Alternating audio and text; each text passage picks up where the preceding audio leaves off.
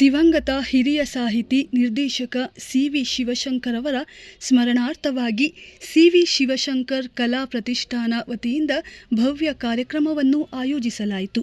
ಈ ಕಾರ್ಯಕ್ರಮಕ್ಕೆ ಕನ್ನಡ ಚಿತ್ರರಂಗ ಹಾಗೂ ಸಾಂಸ್ಕೃತಿಕ ಕ್ಷೇತ್ರದ ಅನೇಕ ಗಣ್ಯರು, ಕಲಾವಿದರು ಮತ್ತು ಅಭಿಮಾನಿಗಳು ಸಾಕ್ಷಿಯಾದರು. ಕಾರ್ಯಕ್ರಮದ ವೇದಿಕೆಯಲ್ಲಿ ಡಾಕ್ಟರ್ ಜಯಮಾಲಾ, ಹಿರಿಯ ನಟಿ, ಡಾಕ್ಟರ್ ಗಿರಿಜಾ ಲೋಕೇಶ್, ಹಿರಿಯ ರಾಜಕಾರಿಣಿ ಹಾಗೂ ಚಿತ್ರರಂಗದ ಕಾರ್ಯಕರ್ತ ಡಾಕ್ಟರ್ ಮದನ್ ಪಾಟೀಲ್ ಮತ್ತು ಸದಾಶಿವ ಶೆಣೈ ಉಪಸ್ಥಿತರಿದ್ದರು. ಕಾರ್ಯಕ್ರಮವು ಶಮೀಕ್ ವಿ ಭಾರದ್ವಾಜ್ ಅವರು ಹಾಡಿದ ಸಿ.ವಿ. ಶಿವಶಂಕರ್ ಅವರಿಗೆ ಸಂಬಂಧಿಸಿದ ಗೀತೆಯೊಂದಿಗೆ ಆರಂಭವಾಯಿತು. ಸ್ವಾಗತ ಭಾಷಣವನ್ನು ನಿರ್ದೇಶಕ ವೆಂಕಟ್ ಭಾರದ್ವಾಜ್ ಅವರು ಮಾಡಿದರು. ಅವರು ಸಿ.ವಿ. ಶಿವಶಂಕರ್ ಕಲಾ ಪ್ರತಿಷ್ಠಾನದ ಉದ್ದೇಶ ಮತ್ತು ಧ್ಯೇಯವನ್ನ ವಿವರಿಸಿದರು. ತಮ್ಮ ಜೀವನ ಕಾಲದಲ್ಲಿ ಸಿ.ವಿ. ಶಿವಶಂಕರ್ ಅವರು ಹೊಸ ಪ್ರತಿಭೆಗಳಿಗೆ ಸದಾ ಪ್ರೋತ್ಸಾಹ ನೀಡುತ್ತಿದ್ದರು ಮತ್ತು ಕನ್ನಡ ಚಿತ್ರರಂಗಕ್ಕೆ ಅನೇಕ ಕಲಾವಿದರನ್ನು ಪರಿಚಯಿಸಿದ್ದರು ಎಂದು ಅವರು ತಿಳಿಸಿದರು. ಕನ್ನಡ ಭಾಷೆ ಮತ್ತು ಕನ್ನಡ ಚಿತ್ರರಂಗದ ಅಭಿವೃದ್ಧಿಯೇ ಶಿವಶಂಕರ್ ಅವರ ಜೀವನದ ಪ್ರಮುಖ ಧ್ಯೇಯವಾಗಿತ್ತು ಎಂದು ಹೇಳಿದರು. ಈ ಸಂದರ್ಭದಲ್ಲಿ ಪ್ರತಿಷ್ಠಾನದ ವತಿಯಿಂದ 2 ವಿಶೇಷ ಪ್ರಶಸ್ತಿಗಳನ್ನು ಪ್ರದಾನಿಸಲಾಯಿತು. ಕವಿರಾಜ್ ಅವರಿಗೆ ಭರವಸೆಯ ಬರಹಗಾರ ಪ್ರಶಸ್ತಿ ಹಾಗೂ ಸಂದೀಪ್ ಸುಂಕದ್ ಅವರಿಗೆ ನಿಷ್ಣಾತ ನಿರ್ದೇಶಕ ಪ್ರಶಸ್ತಿ ನೀಡಿ ಗೌರವಿಸಲಾಯಿತು. ಕಾರ್ಯಕ್ರಮದ ಪ್ರಮುಖ ಆಕರ್ಷಣೆಯಾಗಿ ಸಿ.ವಿ. ಶಿವಶಂಕರ್ ಅವರ ಜೀವನ ಹಾಗೂ ಸಾಧನೆಗಳನ್ನು ಒಳಗೊಂಡ ಅಭಿಮಾನಿ ಪುಸ್ತಕವನ್ನು ಡಾಕ್ಟರ್ ಜಯಮಾಲಾ ಮತ್ತು ವೇದಿಕೆಯಲ್ಲಿದ್ದ ಗಣ್ಯರು ಬಿಡುಗಡೆ ಮಾಡಿದರು. ಇದೇ ಸಂದರ್ಭದಲ್ಲಿ ಪುಸ್ತಕದ ಲೇಖಕರಾದ ದಿವಂಗತ ಜಿ. ನಾಗರಾಜ್ ಅವರ ಪತ್ನಿ ಕೃಷ್ಣವೇಣಿ ನಾಗರಾಜ್, ನೈಋತ್ಯ ಪತ್ರಿಕೆಯ ಸಂಪಾದಕರಾದ ಅರುಣ್ ಹೊಸಕೊಪ್ಪ ಹಾಗೂ ಪುಸ್ತಕದ ವಿನ್ಯಾಸಕರಾದ ಈಶ್ವರ್ ಬಡಿಗೇರ್ ಅವರನ್ನು ಸನ್ಮಾನಿಸಲಾಯಿತು. ಕಾರ್ಯಕ್ರಮದಲ್ಲಿ ಮಾತನಾಡಿದ ಸದಾಶಿವ ಶೆಣೈ ಅವರು ಸಿ.ವಿ. ಶಿವಶಂಕರ್ ಅವರ ಜೀವನ ಹೋರಾಟವನ್ನ ಸ್ಮರಿಸಿದರು. ವಿಶೇಷವಾಗಿ ಕನ್ನಡ ಕುವರ ಚಿತ್ರದ ಕುರಿತು ಪ್ರಸ್ತಾಪಿಸಿ, ಈ ಚಿತ್ರವನ್ನು ಬಿಡುಗಡೆ ಮಾಡಲು ಶಿವಶಂಕರ್ ಅವರು ಸುಮಾರು 30 ವರ್ಷಗಳ ಕಾಲ ಹೋರಾಟ ನಡೆಸಿದರೂ ಅದು ಇನ್ನೂ ಬಿಡುಗಡೆಯಾಗಿಲ್ಲ ಎಂದು ವಿಷಾದ ವ್ಯಕ್ತಪಡಿಸಿದರು. ಹಿರಿಯ ನಿರ್ದೇಶಕರ ಬಿಡುಗಡೆ ಆಗದ ಚಿತ್ರಗಳಿಗೆ ಅವಕಾಶ ಕಲ್ಪಿಸಬೇಕೆಂದು ಅವರು ಡಾಕ್ಟರ್ ಜಯಮಾಲಾ ಅವರಿಗೆ ಮನವಿ ಮಾಡಿದರು. ಡಾಕ್ಟರ್ ಗಿರಿಜಾ ಲೋಕೇಶ್ ಅವರು ತಮ್ಮ ಬಾಲ್ಯದ ನೆನಪುಗಳನ್ನು ಹಂಚಿಕೊಂಡು 12ನೇ ವಯಸ್ಸಿನಲ್ಲಿ ಸಿ.ವಿ. ಶಿವಶಂಕರ್ ಅವರ ಬಳಿ ನೃತ್ಯ ಕಲಿತ ದಿನಗಳನ್ನು ಸ್ಮರಿಸಿದರು. ಅವರ ಪ್ರಾಮಾಣಿಕತೆ, ಸಮಯ ಪಾಲನೆ ಹಾಗೂ ಸರಳತೆಯನ್ನು ಕೊಂಡಾಡಿದರು. ಡಾಕ್ಟರ್ ಮದನ್ ಪಟೇಲ್ ಅವರು ಸಿ.ವಿ. ಶಿವಶಂಕರ್ ಅವರ ಹೆಸರಿನಲ್ಲಿ ರಸ್ತೆ ನಾಮಕರಣ ಮಾಡುವ ಪ್ರಸ್ತಾವನೆ ಕಳೆದ 2 ವರ್ಷಗಳಿಂದ ಬಾಕಿ ಇದ್ದು, ಅದನ್ನು ಶೀಘ್ರ ಜಾರಿಗೆ ತರಲು ಸರ್ಕಾರಕ್ಕೆ ಪತ್ರ ಬರೆಯುವಂತೆ ಡಾಕ್ಟರ್ ಜಯಮಾಲಾ ಅವರಿಗೆ ಮನವಿ ಮಾಡಿದರು. ಡಾಕ್ಟರ್ ಜಯಮಾಲಾ ಅವರು ತಮ್ಮ ಭಾಷಣದಲ್ಲಿ ಸಿ.ವಿ. ಶಿವಶಂಕರ್ ಅವರ ಕನ್ನಡ ಚಿತ್ರರಂಗದ ಕೊಡುಗೆಗಳನ್ನು ಸ್ಮರಿಸಿದರು.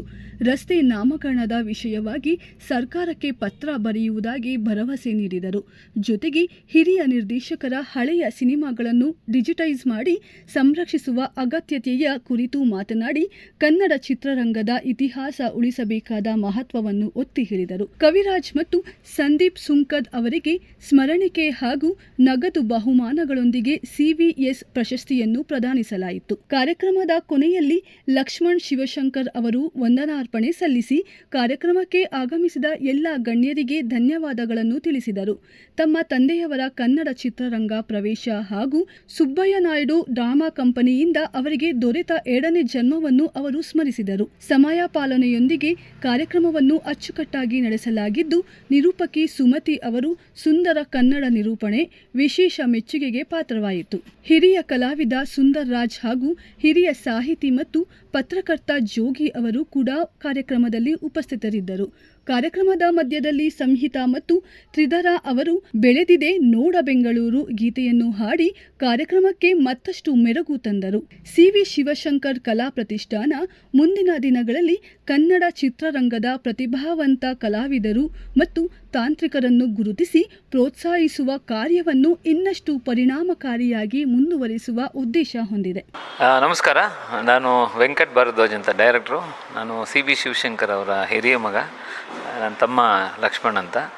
ಇವತ್ತು ನಮ್ಮ ತಂದೆಯವರ ಹೆಸರಲ್ಲಿ ಸಿ.ವಿ. ಶಿವಶಂಕರ್ ಕಲಾ ಪ್ರತಿಷ್ಠಾನದ ಪರವಾಗಿ ಇವತ್ತು ಒಂದು ಪುಸ್ತಕದ ಬಿಡುಗಡೆ ಮತ್ತು ಕನ್ನಡ ಚಿತ್ರರಂಗದಲ್ಲಿ ಈಗ ತಾನೇ ಬೆಳೆಯುತ್ತಾ ಅಂತ ಒಂದು ಡೈರೆಕ್ಟರ್ಗಳಿಗೆ ಒಂದು ಅವಾರ್ಡ್ ಕೊಡೋ ಕಾರ್ಯಕ್ರಮ ಮತ್ತು ಒಳ್ಳೆಯ ಬರಹಗಾರರು ಇಬ್ಬರನ್ನ ಐಡೆಂಟಿಫೈ ಮಾಡಿ ನಾವು ಒಂದು ಪ್ರಶಸ್ತಿನ ಕೊಡ್ತಾಯಿದ್ದೀವಿ, ಸಿ ವಿ ಶಿವಶಂಕರ್ ಪ್ರಶಸ್ತಿ ಅಂತ. ಅದೇ ಮುಖ್ಯವಾದ ಒಂದು ಕಾರ್ಯಕ್ರಮ ಇವತ್ತು. ನಮ್ಮ ತಂದೆಯವರು ಬದುಕಿದ್ದಾಗ ಯಾವಾಗಲೂ ಅವರು ಎರಡು ವಿಷಯನ ಭಾಳ ತಲೆಯಲ್ಲೇ ಇಟ್ಕೊಂಡು ಅವರು ಯೋಚನೆ ಮಾಡಿ ಕ್ರಿಯಾಶೀಲತರಾಗಿದ್ದರು. ಅದರಲ್ಲಿ ಒಂದು ಬಂದು ಕನ್ನಡ ಚಿತ್ರರಂಗ, ಇನ್ನೊಂದು ಕನ್ನಡ ಭಾಷೆ. ಈ ಎರಡು ಅವ್ರಿಗೆ ದೈನಂದಿನ ಚಟುವಟಿಕೆಗಳು ಹೇಗೋ ಅದೇ ಥರ ನಮ್ಮ ತಂದೆಗೆ ಅದೊಂದು ಕನ್ನಡ ಮತ್ತು ಕನ್ನಡ ಚಿತ್ರರಂಗ ಅಷ್ಟು ಆಸಕ್ತಿ ಇತ್ತು. ಈ ಒಂದು ನಿಟ್ಟಿನಲ್ಲಿ ಕಳೆದ 3 ವರ್ಷದ ಹಿಂದೆ ನಮ್ಮ ತಂದೆ ಅಗಲಿದ್ರು. ಸೊ ಅವರ ಹೆಸರಲ್ಲಿ ನಾವು ಒಂದು ಪ್ರತಿಷ್ಠಾನ ಮಾಡಬೇಕು ಅಂತ ಒಂದು ನಮ್ಮ ಕುಟುಂಬದವರೆಲ್ಲ ಪ್ಲ್ಯಾನ್ ಮಾಡಿ ಈ ವರ್ಷದಿಂದ ಪ್ರತಿ ವರ್ಷ ನಮ್ಮ ತಂದೆಯವ್ರ ಹೆಸರಲ್ಲಿ ಒಂದು ಅವಾರ್ಡ್ ಕೊಡುವಂಥ ಒಂದು ಕಾರ್ಯಕ್ರಮವನ್ನು ಹಮ್ಮಿಕೊಂಡಿದ್ದೀವಿ.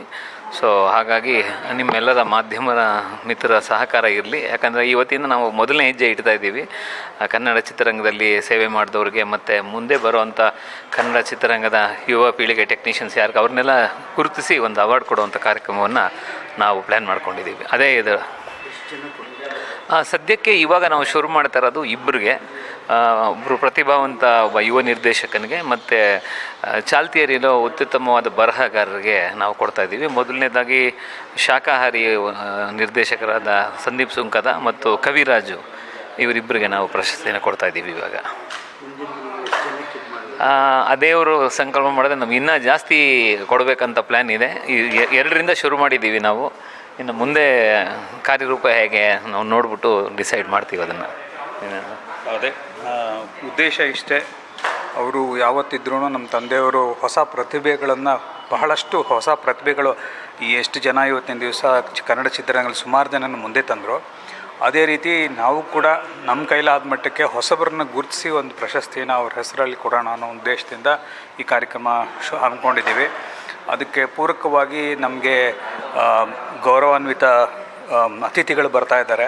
ಅದು ನಮಗೆ ಒಂಥರ ಹೆಮ್ಮೆಯ ವಿಷಯ. ಆಮೇಲೆ ಗಿರಿಜಾ ಮೇಡಮ್ ಬರ್ತಿದ್ದಾರೆ, ಜಯಮಾಲ ಮೇಡಮ್ ಬರ್ತಿದ್ದಾರೆ, ಮದನ್ ಪಟೇಲ್ ಅವರು ಮತ್ತು ಸದಾಶಿವ ಶೆಣೈ ಅವರು ಬರ್ತಿದ್ದಾರೆ. ಇವರೆಲ್ಲ ನಮ್ಮ ತಂದೆನ ತುಂಬ ಹತ್ತಿರದಿಂದ ನೋಡಿದವರು.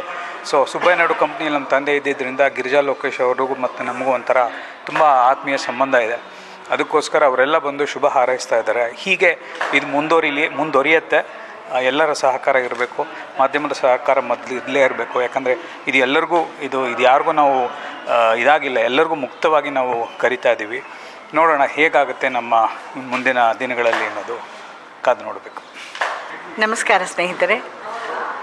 ನಾನು ಅಂದ್ಕೊಂಡಿದ್ದೆ ನಮ್ಮ ಗುರುಗಳಾದ ಸಿ ವಿ ಶಿವಶಂಕರ್ ಅವರ ಹುಟ್ಟಿದ ಹಬ್ಬವನ್ನು ಅವರು ಆಚರಿಸ್ತಾ ಇದ್ದಾರೆ. ಅದಕ್ಕೆ ನಮ್ಮನ್ನೆಲ್ಲ ಕರೆದಿದ್ದಾರೆ, ತಿಂಡಿ ಕೊಟ್ಟರು, ಒಳ್ಳೆ ಕಾಫಿ ಕೊಟ್ಟರು, ಕುಡಿದ್ವಿ.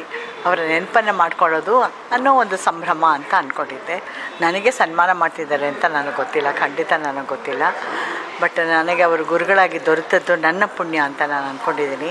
ನಿಜವಾಗ್ಲೂ ನಮ್ಮ ಮಾಸ್ಟ್ರು ಒಬ್ಬ ಕನ್ನಡ ಕುವರ ಅಂತ ಹೇಳ್ಬೋದು. ಯಾವಾಗಲೂ ಕನ್ನಡ ಕನ್ನಡ ಕನ್ನಡ ಕನ್ನಡ ಅಂತ ಎಲ್ಲಿ ನಿಂತ್ಕೊಳ್ಳಿ ಕನ್ನಡ. ಅವರ ಭಾಷೆ ಕನ್ನಡ ಆಗಿತ್ತು, ಅವರ ಮನಸ್ಸು ಕನ್ನಡ ಆಗಿತ್ತು, ಅವರ ಉಸಿರು ಕನ್ನಡ ಆಗಿತ್ತು, ಅವರ ಒಂದು ಬರವಣಿಗೆಯಲ್ಲೂ ಕೂಡ ಕನ್ನಡ ಕನ್ನಡ ಅನ್ನೋದೇ ಇತ್ತು. ಆಮೇಲೆ ಹೋಗ್ತಾ ಹೋಗ್ತಾ ಎಂಥ ಒಳ್ಳೊಳ್ಳೆ ಚಿತ್ರಗಳನ್ನು ಕೊಟ್ಟರು ಅವರು. ನಿಮಗೆ ಗೊತ್ತಿಲ್ಲ, ಮನೆ ಕಟ್ಟಿ ನೋಡು ಅನ್ನೋದು ಒಂದು ಚಿತ್ರ, ಅದಕ್ಕೆ ನಮ್ಮ ತಂದೆ ಕೂಡ ಒಬ್ಬ ಪಾಲುದಾರರಾಗಿದ್ದರು. ಸೊ ಅದರಲ್ಲಿ ಕೂಡ ಅವರ ಒಂದೊಂದು ಚಿತ್ರಗಳಲ್ಲೂ ಒಂದೊಂದು ಸಂದೇಶ ಇರೋದು. ಆಗಿನ ಕಾಲಕ್ಕೇ ಯಾವುದದು ಬೆಳೆದಿದೆ ನೋಡ ಬೆಂಗಳೂರು ನಗರ ಅಂತ ಆಗಿನ ಕಾಲಕ್ಕೇ ಒಂದು 60-70ನೇ ಇಸ್ವಿಯಲ್ಲಿ ಅಂತ ಅನ್ಕೋತೇನೆ, 65-70ನೇ ಇಸ್ವಿಯಲ್ಲಿ ಆಗಲೇ ಬೆಂಗಳೂರು ಈ ಥರ ಒಂದು ಬೆಳ್ಕೊಂಡು ಹೊಟ್ಟೋಗ್ಬಿಡುತ್ತೆ, ನಮ್ಮ ನಾಡು ನಮಗೆ ಸಿಗೋದಿಲ್ಲ ಅನ್ನೋ ವಿಚಾರ ಅವ್ರ ತಲೆಯಲ್ಲಿ ಹೇಗೆ ಬಂತು ಅಂತ ನನಗೆ ಈಗ ಆ ಹಾಡು ಕೇಳಿದಾಗ ಅಂತ ಅನಿಸುತ್ತೆ.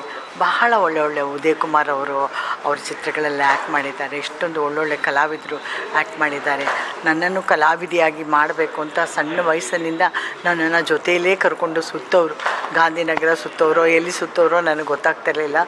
ಆದರೆ ಕೊನೆಗೂ ಅವರ ಒಂದು ಇದರಲ್ಲಿ ನನಗೆ ಯಾವ ಒಂದು ಅಭಿನಯಕ್ಕೆ ಅವಕಾಶ ಸಿಗಲಿಲ್ಲ. ಆಮೇಲೆ ಏನೋ ನಮ್ಮ ತಂದೆಗೂ ಅವ್ರಿಗೂ ಒಂದು ಮಾತುಕತೆ ಆಯಿತು ಏನೋ ಗೊತ್ತಿಲ್ಲ, ಅವರಿಬ್ಬರ ಸ್ನೇಹ ಅಲ್ಲಿಗೆ ಒಂದು ಕಡಿದೋಯ್ತು. ಆಮೇಲೆ ನಾವು ಬೇರೆ ಆದ್ವಿ. ಆಮೇಲೆ ನಾನು ಡ್ಯಾನ್ಸನ್ನು ಮುಂದುವರಿಸಿ, ಅವರು ಹೇಳಿಕೊಟ್ಟ ನೃತ್ಯವನ್ನು ಮುಂದುವರಿಸಿ ಹಾಗೆ ಒಂದು ನೃತ್ಯ ಕಲಾವಿದೆಯಾಗಿ ನನ್ನ ಜೀವನವನ್ನು ಕಟ್ಕೊಂಡು ಈಗ ನಿಮ್ಮ ಮುಂದೆ ಬಂದಿದ್ದೀನಿ. ನಮ್ಮ ಗುರುಗಳ ಆಶೀರ್ವಾದ ಸದಾ ನನ್ನ ಮೇಲಿತ್ತು. ಕೊನೆಗೆ ಅವರು ನನಗೋಸ್ಕರ ಒಂದು ಫಿಲಮ್ ಮಾಡಿದ್ರು. ಫಿಲಮ್ ಹೆಸರು ಕೂಡ ಮರ್ತ್ಬಿಟ್ಟಿದ್ದೀನಿ. ಆ ಫಿಲಮಲ್ಲಿ 6 ಹಾಡು ನನಗೋಸ್ಕರ ಅವರು ಮಾಡಿ, ನನ್ನ ಗಿರಿಜಾಗೆ ನಾನು ಒಳ್ಳೆ ಪಾತ್ರ ಕೊಡಬೇಕು, ಒಳ್ಳೆ ಪಾತ್ರ ಮಾಡಿಸ್ಬೇಕು ಆಕೆ ಕೈಲಿ ಅಂತ ಹಳ್ಳಿಗಳಲ್ಲಿ ಎಂಥ ಒಳ್ಳೆ ಅದರಲ್ಲೂ ಅಷ್ಟೇ ಕನ್ನಡ ಅಂತ ಅಂದ್ಕೊಂಡು ಮಾಡಿದ್ರು. ಪಾಪ ಅವರ ಆಸೆ ನಿರಾಸೆ ಆಯಿತು. ಅದು ರಿಲೀಸ್ ಆಗೋ ಸಮಯದಲ್ಲಿ ಪ್ರೊಡ್ಯೂಸರ್ ಏನೋ ತೀರೋದು ಅಂತ ಅನ್ಕೋತೀನಿ. ಹಾಗಾಯಿತು. ಅವ್ರು ಯಾವಾಗಲೇ ಇದ್ದರು ನನ್ನ ಬೆನ್ನೆ ಹಿಂದೆ ಇದ್ದು ನನ್ನನ್ನು ಹರಿಸ್ತಾ ಇದ್ದಾರೆ.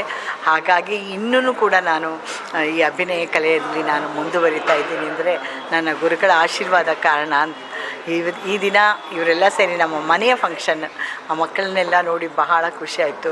ಲಕ್ಷ್ಮಣ್ ಎಂಥ ಒಂದು ಟ್ಯಾಲೆಂಟೆಡ್ ಹುಡುಗ, ಆತನಿಗೂ ಒಂದು ಎಲ್ಲಾದರೂ ಒಂದು ಅವಕಾಶ ಸಿಗಬೇಕಾಗಿತ್ತು ಅಂತ ನನ್ನ ಒಂದು ಭಾವನೆ.